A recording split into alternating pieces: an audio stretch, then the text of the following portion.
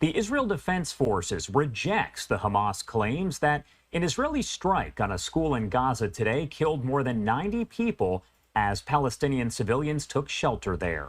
The IDF saying a terrorist command room had been set up inside the school, and according to its intelligence, at least 20 terror operatives, including senior commanders, were at the site when Israel struck. A spokesperson for the Hamas-run Palestinian Health Ministry originally put the death count over 100, but revised it down to 93, saying 11 children and 6 women were killed. Israel's military refuting the claim, saying that information does not match up with its intelligence. I do want to bring in Dr. Asaf Romirowsky, the executive director of Scholars for Peace in the Middle East, to help break down more on all of this. Thank you so much, as always, for taking the time to be here with us. Thank you for having me. All right, so I do want to get your take on this developing news right here, as the IDF obviously refuting those claims from the Hamas-run Health Ministry there. Break down for me your thoughts overall on learning this information and seeing kind of the back and forth. Sure. So let's put it into context. This is a part directly out of a playbook, out of the Hamas playbook altogether. Hamas, since the beginning, embeds itself within the civilian population. Hamas embeds itself in schools and in hospitals. The Israelis have found all the intel underneath hospital. Remember the Shifa hospital, which was the nucleus of Hamas intelligence underneath, and then we continue to find more data and more evidence under UNRWA schools. UNRWA, again, has been basically a shill for Hamas itself. So none of this is new. And of course, one needs to contextualize the fact that it comes out of the Ministry of Health of Gaza, aka Hamas. Their strategy is to try to aggrandize and to try to use propaganda in order to put the blame on the Israelis, whereas the Israeli record has been proven to be superb in the sense that they have been able to mobilize and remove the civilian population out of harm's way, and to actually distinguish between combatants and non-combatants, which of course a stark contrast to the Hamas strategy all along, given, as everything we've seen again and again since the beginning of the war on October 7th.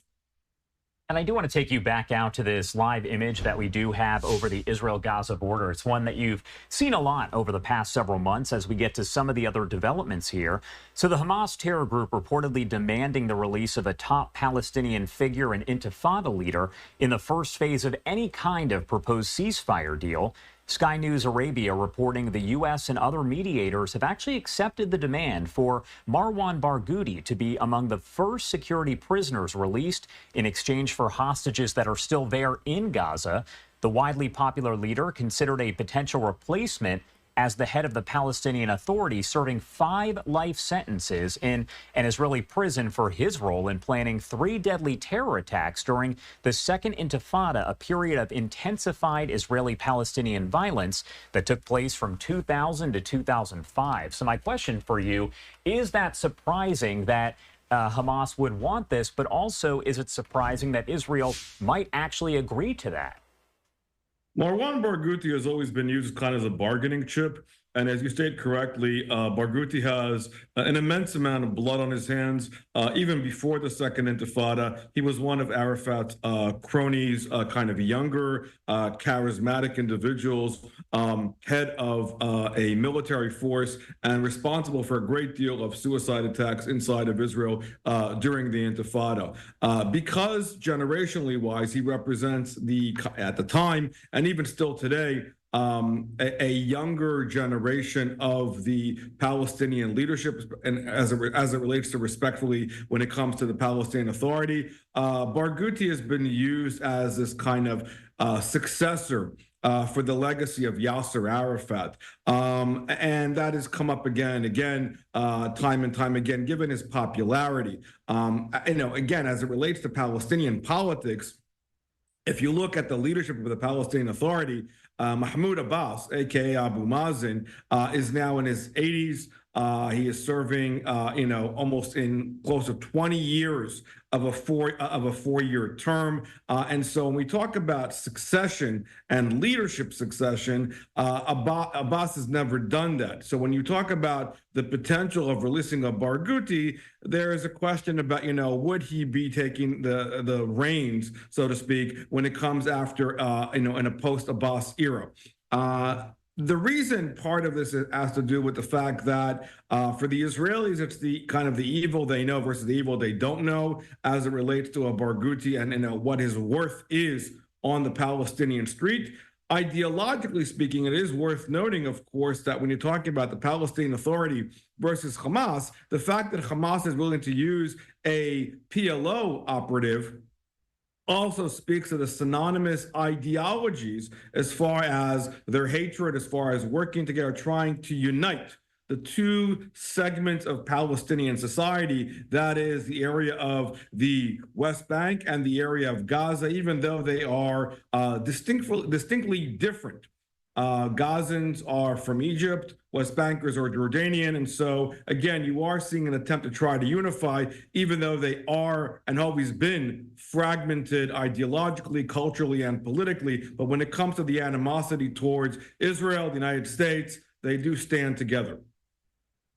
Channel 12 is reporting right now via Israeli officials, high-ranking officials, that some of the hostages are believed to be in, quote, serious condition. And I wanted to get your take on this because I feel as though that is just more evidence that a ceasefire deal, a hostage release deal, needs to move forward faster because essentially it sounds like every moment does count.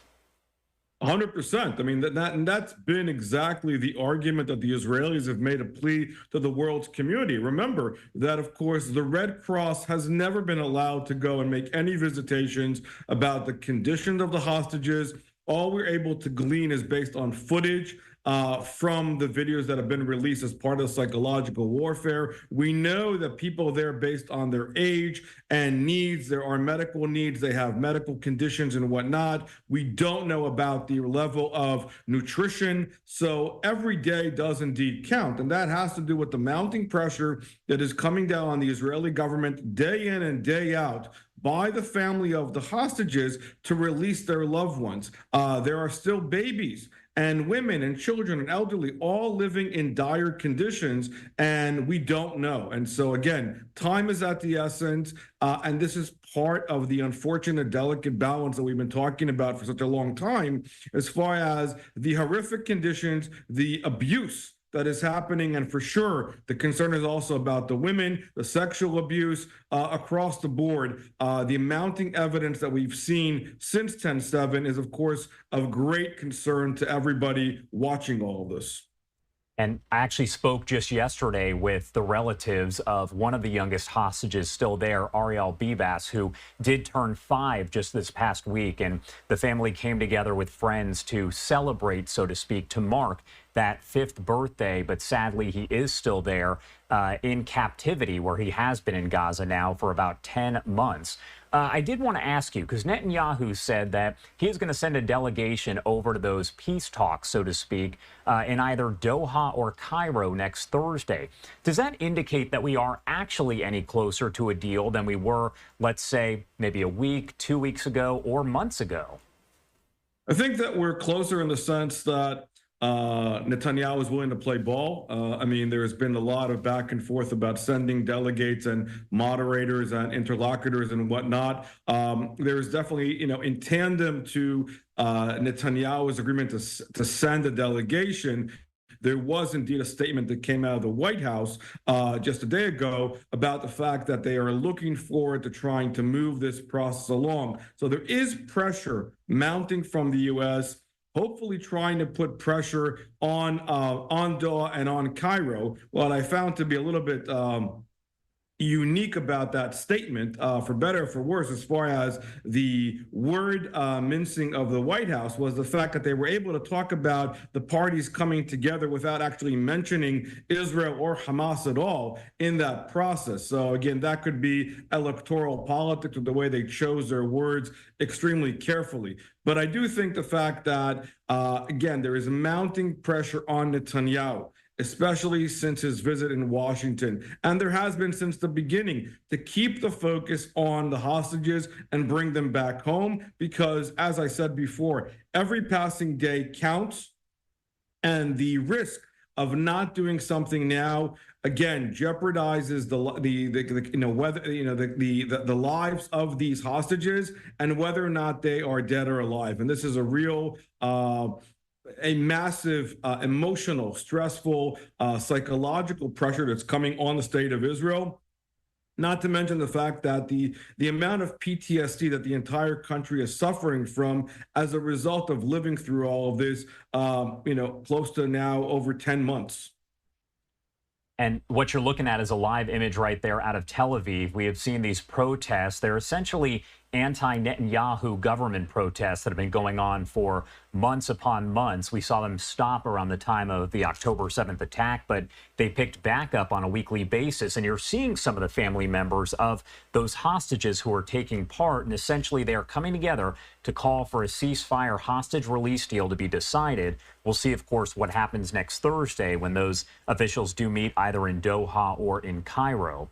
And on to some other topics here. The IDF does claim that it's actually getting close to locating Sinwar. For a while, it seemed almost unclear whether he was dead or alive, if he'd been in contact with anyone, if he was sick somewhere, if he was in a tunnel. So many questions. So how significant would it be for Israel to capture Sinwar?